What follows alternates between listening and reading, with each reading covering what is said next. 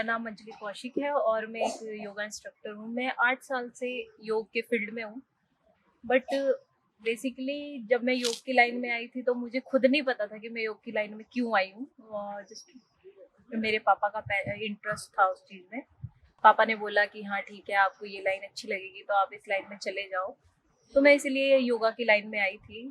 मेरा कोई इंटरेस्ट नहीं था उस लाइन में कि मेरे को योगा से कुछ करना है। मैं भी एमबीबीएस करना चाहती थी। मेरी लाइफ का एम ही था एमबीबीएस। मैं जब छोटी थी तो मेरे पापा मेरे को वाइट कलर की इतनी लंबी सी शर्ट पहना के घुमाते थे और बोलते थे इसको तो मैंने डॉक्टर बनाना है। तो बस वही मेरी लाइफ का एम था। बट किसी ने मेरे पापा को सजेस्ट किया कि कुछ नया अपने बच्चे को कराओ। आप क्या एमबीबीएस सब करते हैं, कुछ नया जिससे वो खुद तो ठीक रहे, दूसरों को ठीक करने से बजाय वो खुद पहले ठीक हो। तो इसलिए मेरे पापा ने बोला कि आप एक बार योग की लाइन में जाके देखो, अगर आपको इंटरेस्ट नहीं आता है तो आप उसको छोड़ देना। बट फिर भी मैंने योगा ज्वाइन किया, मैंने ग्रेजुएशन योगा में की। तब भी मेरा कोई ऐसा इंटरेस्ट नहीं था योग में कि मैं जस्ट हाँ कि मेरा फ्यूचर इसमें अच्छा हो जाएगा और इनकम अच्छी होगी, इसलिए मैंने योगा को ज्वाइन किया था। अदरवाइज मेरा कोई ऐसा भी इंटरेस्ट नहीं था कि मैं उसमें मेडिटेशन करूँ, प्राणायाम करूँ। जस्ट फिजिकल एक्टिविटी लगती थी तो इसलिए योगा ज्वाइन किया, ग्रेजुएशन की योग में। फिर उसके बाद मैं बीएड में आई। बीएड में हमारे एक सर हैं, रोशन सर। उन्होंने हमें समझाया कि लाइफ में आप जब किसी भी फील्ड में जाते हो वो पहले से डिसाइडेड होता है और वो किसी ना किसी तरीके से डेस्टिनी आपको उस लाइन में लेके ही आ जाती है। वो आपको रियलाइज हो ना हो वो जरूरी नहीं है, एक टाइम बाद आपको खुद रियलाइज होगा कि हाँ ये मेरे लिए बेस्ट है। वो जब मैंने फिर सर ने हमें इंटरेस्ट दिलाया कि मेडिटेशन करो, तो वहाँ पे इवनिंग सेशंस होते थे तो हम लोग कभी कभी चले जाते थे मेडिटेशन सेशन में। देन मेडिटेशन सेशन इतना अच्छा नहीं लगता था, बट उसके बाद जो सर हमें समझाते थे वो मेरे को ज़्यादा इंटरेस्ट, उसमें ज़्यादा इंटरेस्ट आता था। धीरे धीरे धीरे धीरे धीरे उस क्लास में कंटिन्यूटी बढ़ी, सीखा। फिर उसके बाद कुछ लाइफ में प्रॉब्लम्स आई, सर ने समझाया कि अपने क्वेश्चंस जो तुम दूसरों से पुट अप करते हो कभी खुद से करके देखो तो तुम्हें आंसर खुद मिलेगा।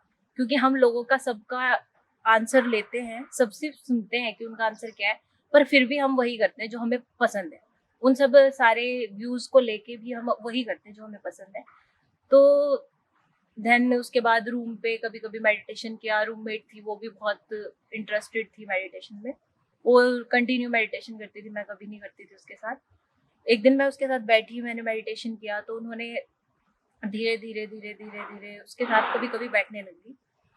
बीएड फाइनल होते होते लाइफ में जो प्रॉब्लम्स हैं, लाइफ में मतलब आप जब एक 20-25 की एज के बीच के बच्चे होते हो तो आपको रियलाइज होता है कि लाइफ में मेन है पैसा, इसके अलावा और कुछ है ही नहीं है।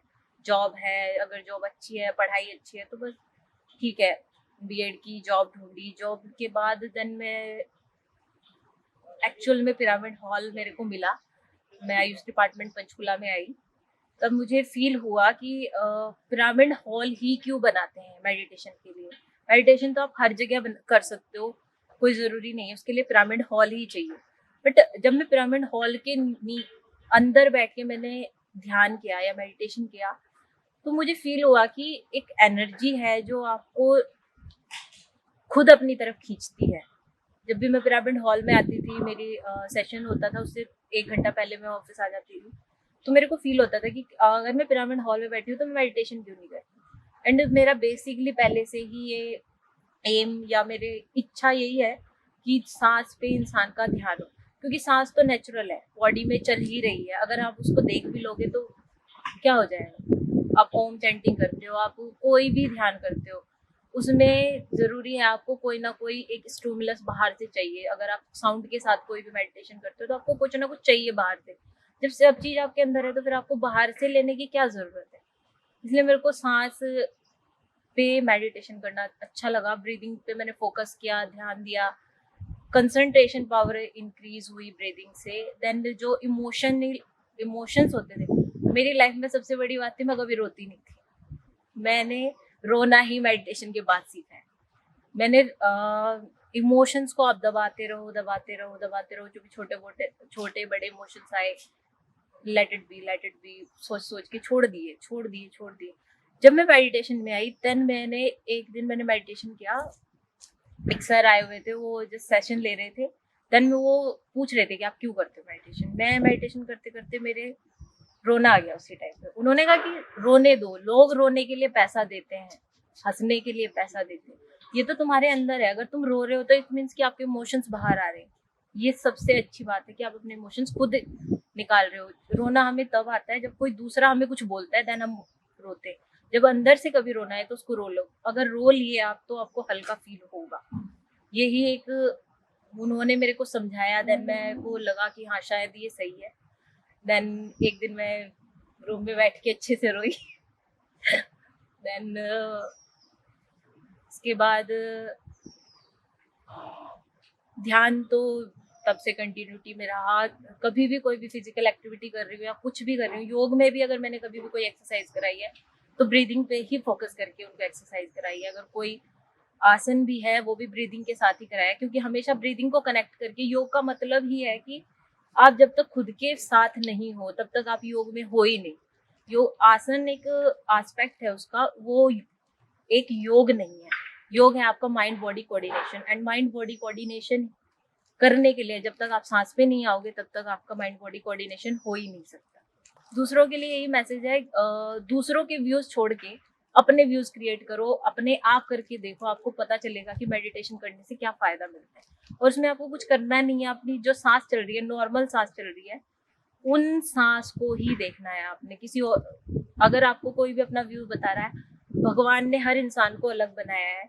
क्यों बनाया? इसीलिए क्योंकि उसके सारे कर्म उसके पहले से डिसाइडेड है। उसको जो काम करना है वो दूसरे को नहीं करना है।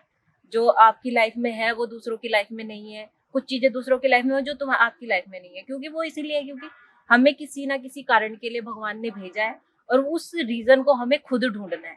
क्योंकि भगवान हमें आके नहीं बताएंगे कि हमें ये करना है। तो आप खुद से मेडिटेशन करो, खुद से सवाल पूछो और खुद से उसके आंसर लो, वो आपके लिए सबसे बेस्ट है।